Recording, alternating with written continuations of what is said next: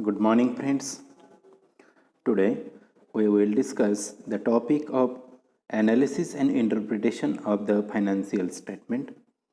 Firstly, we discuss what is meant by analysis of the financial statement. Financial statements are the indicators a systematic and specialized treatment of the information found in the financial statements so as to derive useful the conclusions on the profitability and solvency of the business entity concerned. To know what to look for and how to interpret is the very essence of the art of analysis. Thus, the financial analysis is the process of selecting, relating, and evaluating. It is the process of the methodological classification, comparison, and raising the pertinent questions and the searching answer for them. In the words of Mayers, financial statement analysis is the largely a study of the relationship among the various financial factors in the business as disclosed by the single set as statement and the study of the trends of these factors as shown in the series of the statements. Financial statement is the basis on which the financial analysis is done. The financial statements are prepared to the facilitate such as analysis.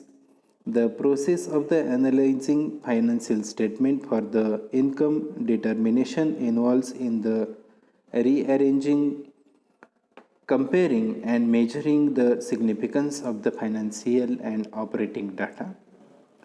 Such a step helps to reveal the relative significance and effect of the time of the data in the relation to the time period or one and between the two organizations. Then we will discuss the interpretation. What is meant by interpretation? Interpreting means putting the meaning of the statement into the simple terms for the benefit of a person. Interpretation, thus, is the mental process of the understanding the terms of the simpler and elements resulting from the analysis of the compounded financial statement and forming opinions or the inferences or the conclusions about the various aspects of the business enterprises such as solvency, profitability, efficiency, etc. Interpretation, which follows the analysis of the financial statement, is an attempt to reach to the logical conclusion regarding the position and progress of the business on the basis of analysis. Thus, analysis and interpretation of the financial statement are regarded as the complementary to the each other. Interpretation aims to explain the meaning and significance of the data simplified by the analysis. The process of the interpreting financial statement is closely related to the preparation and presentation. Then we discuss the objective of the financial statement. First objective is the profitability analysis. Users of the financial statement may analyze the financial statement to decide past and present profitability of the business. Prospective investors may do the profitability analysis before taking a decision to invest in the share of the company. Then next, liquidity analysis. Suppliers of the good money lenders and financial institutions may do liquidity analysis to find out the ability of the company to meet its obligations. Liquid assets are the compared with the commitments in order to the test of the liquidity positions of the company. Then solvency analysis. It refers to the analysis of the long-term financial position of the company. This analysis helps to test the ability of the company to repay its debt. For this purpose, financial structure, interest coverage are analyzed. And then comparisons. Profitability, liquidity, and solvency of the company may be compared either over the number of accounting years or with the firms or with the standards set at the industry level.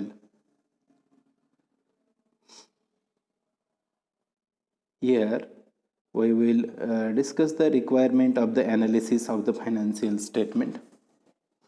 First requirement, systematic compilation and study of the financial data. Then second, methodological classification of the data. Scientific arrangement of the classified group of the data. Then careful selection of the descriptive terms, supplementing with the sound comments.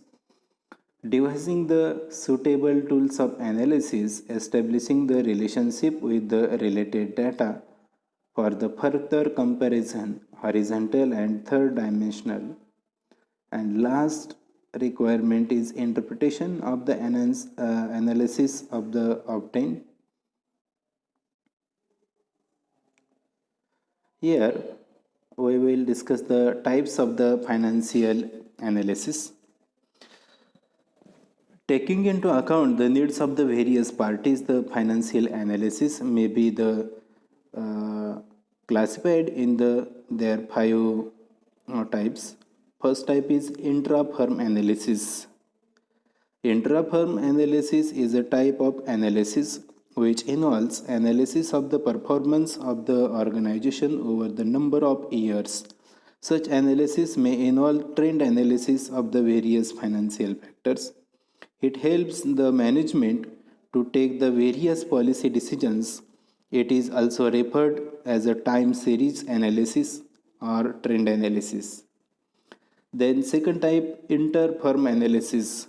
Inter-firm analysis is the comparison of the two or more organizations in the terms of the various financial variables. It helps the management to decide strengths and weaknesses of the organizations. It may involve cross-section analysis, which implies analysis of the statement of the two organizations. Sometimes analysis of the two or more organizations' performance may be analyzed over the number of the years. Such as analysis is called cross-sectional trend analysis. Then third type of the financial analysis is the standard analysis. In this case, only one set of the financial statement of the organization is analyzed on the basis of the standard set for the firm or industry. For example, profitability of a firm may be compared with the standard set of the industry level. Then next type of the financial analysis is horizontal analysis. It is the comparison of the figures reported in the financial statement of the two or more consecutive accounting periods. That's called analysis across years. Comparative financial statement is a tool of horizontal analysis. And then last type of the financial analysis is vertical analysis.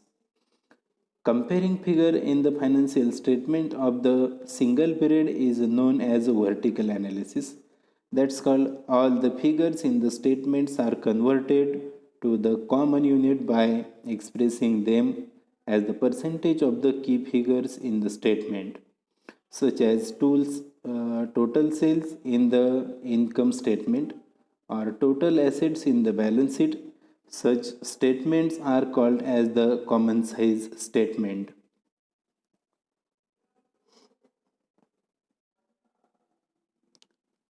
Here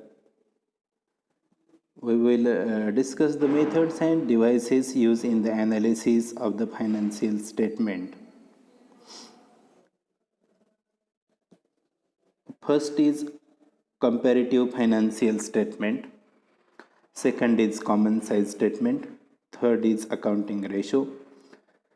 Fourth is the statement changes in the net working capital. Fifth is fund flow statement. Sixth is cash flow statement.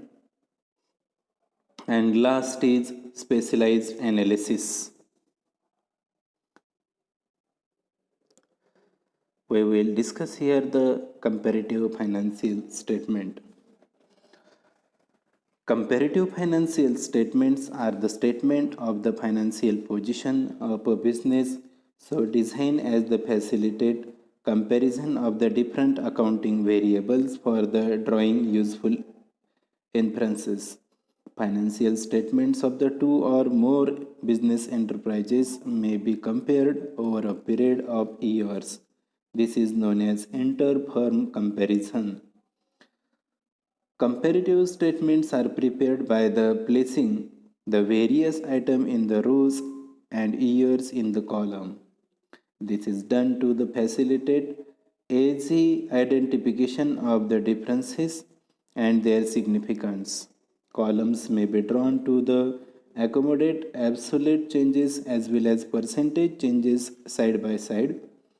In order to calculate the percentage change, the absolute change in the various accounting figures are divided by their respective base, years figure, and the multiplying by 100. A percentage change can be only be computed when a positive amount is reported in the base year. The amount of the change cannot be stated as the percentage of this atom in the base of the year was reported as a negative or a zero amount. Comparative financial statement can prepare to show the absolute data for each of the period of stated. Then comparative financial statement prepare the changes in absolute data in the terms of rupee. Also, comparative financial statement can prepare to show the changes in the absolute data in percentage, ratios and percentage to totals. Then we discuss the advantages of the comparative statement.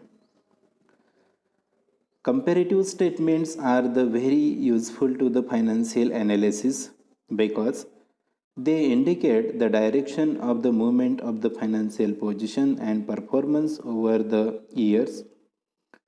These comparative statements can also be used to compare the position of the firm every month or every quarter. They can be prepared to facilitate comparison with the financial position of the other firms in the same industry or with the average performance of the entire industry. Such comparisons facilitate identification of the trouble spots in the company working and take the corrective measures. Comparative statement present a review of the past activities and their cumulative effect on the financial position of the concern. Comparative statement enhance the usefulness of the reports and bring out more clearly in the nature and trend of the current changes affecting the enterprises. Then we will discuss the disadvantages of the comparative statement. Though the comparative statements are considered to be good indicators of the direction toward the which a company is moving, they do have their own limitations. Uh, Comparisons lose their purpose and significance and tend to the mislead of the application of the accounting principle over the period of time is not consistent. Constant changes in the price level render the accounting statement useless for the comparison. Interfirm comparison cannot be made and will be pointless if made unless all the firms are of the same age, size, and follow the same principles, classification, and grouping items, etc. Comparison between the two successive accounting period, a normal period following and the abnormal period or the vice versa, will also prove to be the pointless analysis. Here we will see the format of the comparative statement. There are the first column is the particulars, second is the previous year's amount, third is the current year's amount, then fourth column is the amount of the increase or decrease in the current year over previous year, and last column is percentage of the increase or decrease in the current year over previous year. Firstly, fixed assets, investments, then total investment, current assets, then total current assets, then we less the current liabilities from the total current assets.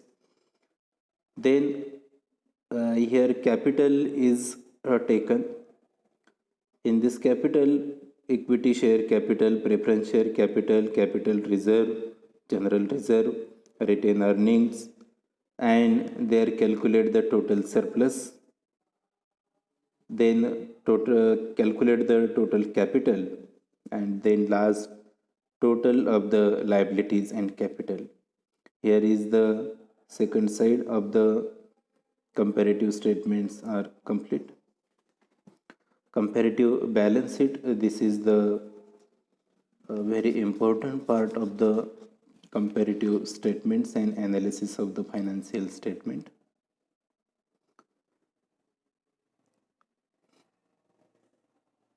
Here we see the pro forma of the comparative of the income statement. This pro forma is the vertical pro forma of the comparative income statement.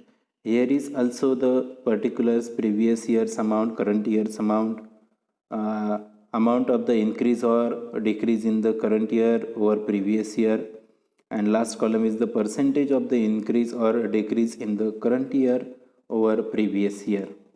Here we see the net sales, then less cost of goods sales. Remaining amount is called as the gross margin or gross profit.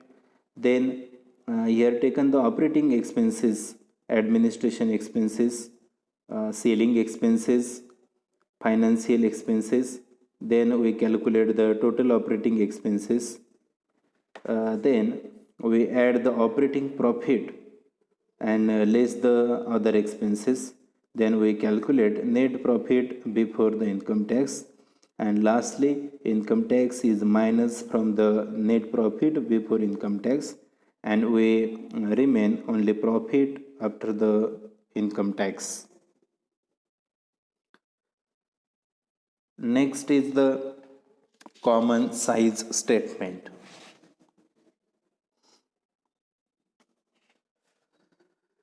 What is meant by common size statement?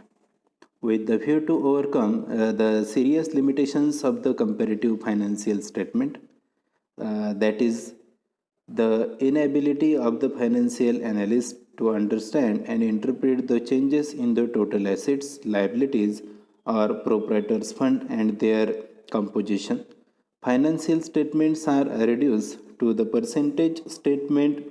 This facilitates comparison of the two or more business entities with the common base.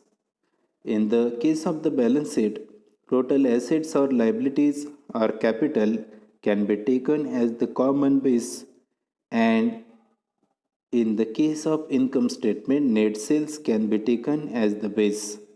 The common size statement are often called as the common measurement or component percentage or 100 percentage statement, since each statement is reduced to the total of 100 and each individual components of the statement is represented as the percentage of the total of the 100, which invariably serve as the base.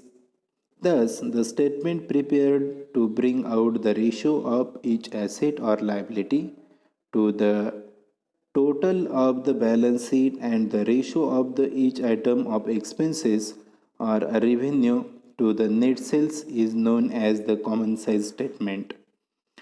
The analysis which implies this statement as a tool is called as the vertical analysis or static analysis because it is a study of relationship between the accounts as the existing at the particular date. Common size statement firstly convert give the profit and loss account into the vertical income statement for analysis. Then we select the sales as the base which is considered equal to 100, and then we last calculate the percentage of each item to sales and mention in the separate column provided after the amount column. We use the pro forma for the percentage is equal to items in the profit and loss account divided by sales into 100. In the preparation of the common size balance sheet, firstly we convert the given balance sheet into the vertical form for the analysis. Then we select the total capital employed as the base which is considered equal to 100. Then we calculate the percentage of each items to the base, that is the capital employed, and then we calculate the percentage with the formula of percentage. Percentage is equal to items in the balance sheet divided by capital employed into 100. And then we discuss the advantages of the common size statement. Common size analysis reveals the sources of capital and all other sources of funds, and the distribution or use the application of the total funds in the assets of the business enterprises.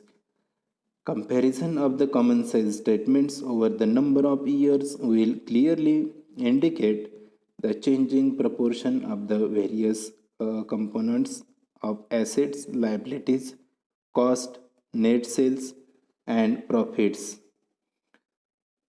Also, comparison of the common size statement of the two or more enterprises in the same industry or that of the enterprises with the industry as a whole will assess corporate evaluation and the rankings.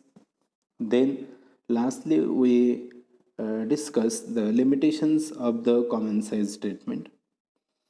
Comparative common size statement do not show the variations in the various accounting items for the period to period. Common size statements are regarded by many as useless as there are no established standard proportion of an assets to the total assets or of an items of the expenses to the net sales. If financial statement of the particular business organizations are not prepared year after year on the consistent basis, comparative study of the common size statement will be misleading. And then last limitations of the common size statement. Similarly, in the absence of third dimensional consistency, comparative study of the common size statement of the two or more business entities will tend to the misleading.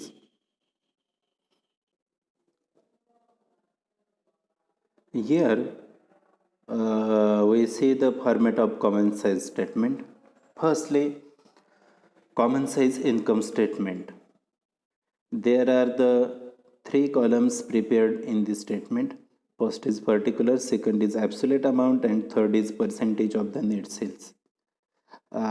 Firstly, taken the sales, then less the cost of goods sold from sales, and remaining amounts is called as the gross profit. Then operating expenses less from the gross profit and remaining amount which is called as the operating profit. Then non-operating incomes are added in the operating profit and non-operating expenses less from the operating profit. Then we give the net profit before tax, and lastly in tax is minus from the net profit before tax, and we will receive the net profit after tax. We call also the net profit. Then second, Here we see the common size balance sheet. In the common size balance sheet, there are the three columns. First is the particulars, means assets and liabilities. Second column is absolute amount, and third column is percentage of the net sales. Firstly, we take the assets, uh, fixed assets, investment, and current assets. Then total of the assets. Then we record the liabilities. Here we see the share capital, reserve, secured loans, unsecured loans, current liabilities, and provisions. And then we calculate the total of liabilities. This is the clear format of the common size income statement and balance sheet. Here we discuss the trend percentage. Trend percentage as a tool of analysis are employed when it is required to analyze the trend of data shown in the series of the financial statement of the several successive years. The trend obtained by the such as analysis is expressed as percentages. Trend percentage analysis move in the directions either upward or downward, progression or regression. This method involves the calculation of percentage, a relationship that each statement bears to the same item in the base year. The base year may be any one of the period involved in the analysis, but the earliest period is mostly taken as the base year. The trend percent statement is the analytical device for the condensing the absolute rupee data by the comparative statement. The trend percentage can be represented in the various ways. They may be shown in the horizontal or vertical manner. They can be plotted on the chart or on the semi logarithm scale or the graph by the slotting curve. They are sometimes calculated using the trend X as index. Then we discuss the advantages of the trend percentage. Trend percentage indicate the increase or decrease in the accounted items along with the magnitude of the changes in the percentage, which is more effective than the absolute data. The trend percentage facilitate and the efficient comparative study of the financial performance of the business enterprises over the period of time. Then we discuss the limitations of the trend percentage analysis. First, any one of the trend by the itself is not very analytical and informative. If interpretation has to be done on the percentage and the ratios is the isolation and not along with the absolute data from which the percentage have been derived. The inference tend to the absurd and the baseless. This is the amply proved by the example given in the preceding para. Comparability of the trend percentage is unfavorably affected when the accounts have not been drawn on the consistent basis year after year and when the price level is not constant. During the inflationary period, the data over a period of time becomes the incomparable unless the absolute rupee data is the adjusted. There is always the danger of the selecting the base year which may not be representative, normal and the typical. Trend percentage calculated for the atoms having the no logical relationship with the another trend to be the meaningless and the unscientific.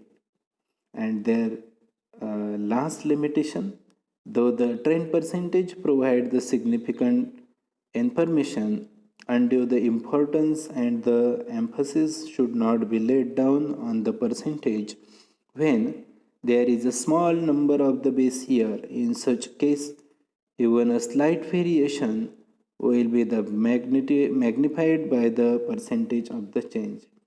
It would be here to produce the financial example of the J.N. Mayer showing the danger of the such analysis. This is in the college, it was announced on the morning that during the night, 33 and one-third percentage of the female student has eloped. However, the college has only 3 female students. Therefore, it should always be the borne in mind when comparison is made. Both absolute and relative changes have to be the considered together. Here we will discuss the common size statement, comparative statement, and trend percentage. Thank you.